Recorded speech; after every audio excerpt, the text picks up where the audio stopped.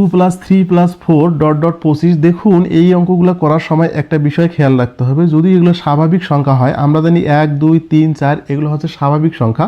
তো স্বাভাবিক সংখ্যা যখন ডট ডট এইভাবে সমষ্টি জানতে চাইবে, তখন আমরা যে কাজটা করব সেটা হচ্ছে এই সূত্রটা বসাবো, n × n + 1 ডিভাইডেড 2। এই সূত্রটা আমরা অ্যাপ্লাই করব। দেখুন এটা কিন্তু এই সমষ্টি সূত্র বসাইলেও হবে, সরাসরি এটা বসাইলেও হবে।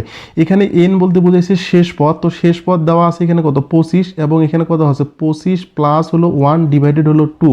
তো ইকুয়াল টু যদি আমরা করি তাহলে পাবো 25 × 25 আর একে কত বললাম 26 ডিভাইডেড 2, 13 দুগুণা 26, 13 আর 25 যদি গুণ করা যায় আমরা পাবো হলো 25, 325। সুতরাং এই প্রশ্নটার সঠিক অ্যান্সার হবে 325। দেখুন প্রথম 30টি স্বাভাবিক সংখ্যার সমষ্টি কত? আমরা জানি স্বাভাবিক সংখ্যা 1 হয়, তারপরে 2 হয়, তারপরে 3 হয়, তারপরে 4 হয়, এইভাবে চলতেইছে। তো 1 + 2 + 3 এইভাবে যদি আমরা 30 পর্যন্ত লিখতে থাকি, সেই সংখ্যাগুলোর সমষ্টি কত হবে? তো আমরা কিছুক্ষণ আগেই বলেছি এই ধরনের অঙ্কগুলো আমরা যেটা করব n × n + 1 ডিভাইডেড 2, এটা দ্বারা আমরা বুঝাবো। তো যেহেতু 30টা পদ মানে শেষ পদ হবে আমাদের এখানে 30, তাহলে 30 × হবে 30 প্লাস হলো 1 ডিভাইডেড হলো 2। তো এটা আমরা লিখতে পারি হলো 15 দ্বিগুণা 30 ইন্টু লিখতে পারি 15 গুণন 30 আর 1 যোগ করলে পাচ্ছি কত 31। সুতরাং 15 এবং 31 গুণ করলে যত হবে তত হবে আমাদের এই প্রশ্নটার অ্যান্সার। 15 আর 31 গুণ করলে আমরা পাবো 465। সুতরাং এটা হবে সঠিক অ্যান্সার, কারণ এটা রেজাল্টটা দাঁড়াবে 465।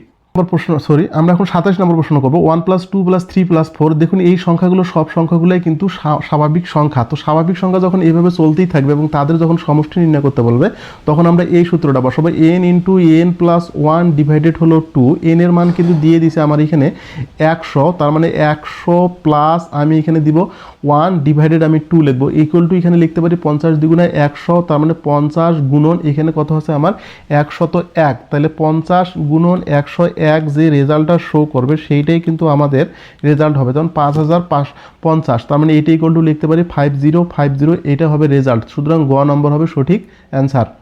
কোন ধারার প্রথম 21 সংখ্যক স্বাভাবিক সংখ্যার সমষ্টি কত? মানে শেষ পদটা ওরা বলে দিছে যে প্রথম 21টা, তার মানে আমি যদি এভাবে যাই 1 + 2 + 3 + 4 + 5 plus dot dot dot dot, আমি যদি এইভাবে 21 পর্যন্ত যাই, তাহলে এখানে যে ধারাটা তৈরি হবে এই ধারাটার সমষ্টি কত সেটা বের করতে হবে। তো দেখুন এগুলা কিন্তু হচ্ছে স্বাভাবিক সংখ্যা। তো স্বাভাবিক সংখ্যা যদি সমষ্টি বের করতে হয় তাহলে আমরা কি জানি, n × n + 1 ডিভাইডেড 2। দেখুন n এর মান কিন্তু আমি পেয়ে গেছি 21, তা আমি লিখতে পারি 21 + 1 ডিভাইডেড আমি লিখতে পারি 2, ইকুয়াল টু লিখতে পারি 21 × 22 ডিভাইডেড 2।